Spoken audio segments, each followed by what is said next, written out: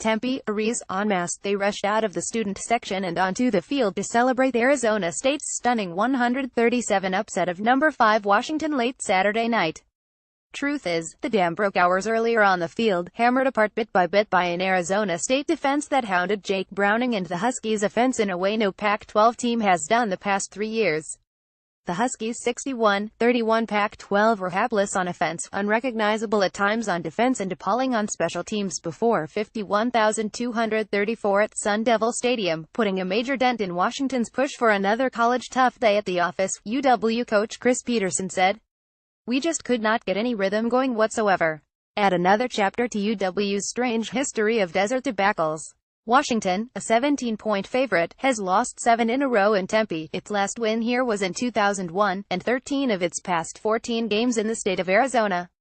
Something strange always seems to happen to the Huskies in this neighborhood, and this list showing by the UW offense was as puzzling as anything that's happened in Petersen's 4 seasons with the Huskies.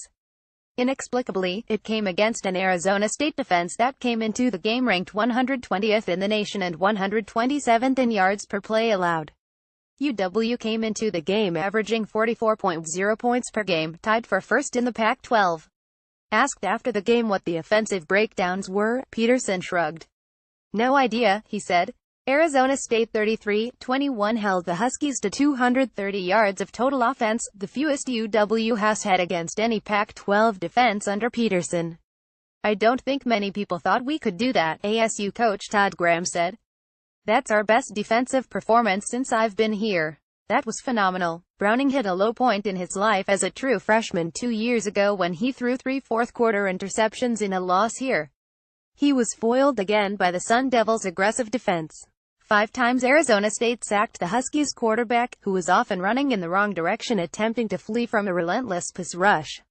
In 12 seasons as a head coach, Petersen has never been shut out. That streak was in jeopardy until the Huskies marched 71 yards on 14 plays in the fourth quarter, capped by Browning's 1-yard surge with 532 left in the game. That cut ASU's lead to 137.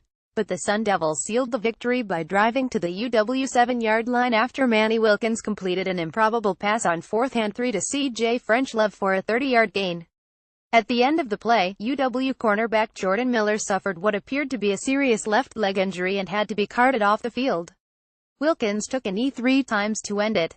Any loss sucks, UW senior receiver Dante Pettis said. It doesn't matter how much we're favored by, if you lose a game, it's tough. Especially with the way we were playing at a pretty high level. Today wasn't really up to the standard, and we know that. The Sun Devils, coming off a bye week, sacked Browning 3 times in the first half and held the Huskies to 42 yards of offense on 20 first-half plays. The Huskies had just 12 net yards on their first 13 plays of the game. And just when it looked like things couldn't get worse, they did when junior left tackle Trey Adams exited with an apparent right knee injury late in the first quarter.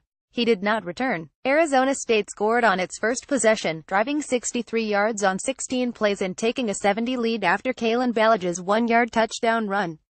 UW's defense, to its credit, buckled down after that, keeping the score within reach the rest of the game. Arizona State managed just 285 yards of offense, 123 in the second half. UW's special teams, on the other hand, were unusually bad. Joel Whitford had a punt blocked early in the second quarter, which set up an Arizona State field goal to extend its lead to 100. Brandon Ruiz added a second field goal, from 25 yards, to give the Sun Devils a 130 lead at halftime. His counterpart, UW redshirt freshman Van Soderberg, missed both of his field goal attempts, 2 chip shots from 27 and 21 yards. His second miss, in the final minute of the third quarter, hit the right upright in front of Arizona State's student section. It came after Petersen decided not to go for it on 4th and 2 from the ASU 4-yard line. Petersen said he considered going for it there but wanted to get some sure points on the board. It backfired. We've got to play better red zone football so it doesn't come down to a kick, Petersen said. It's never going to be pointed at any one person around here.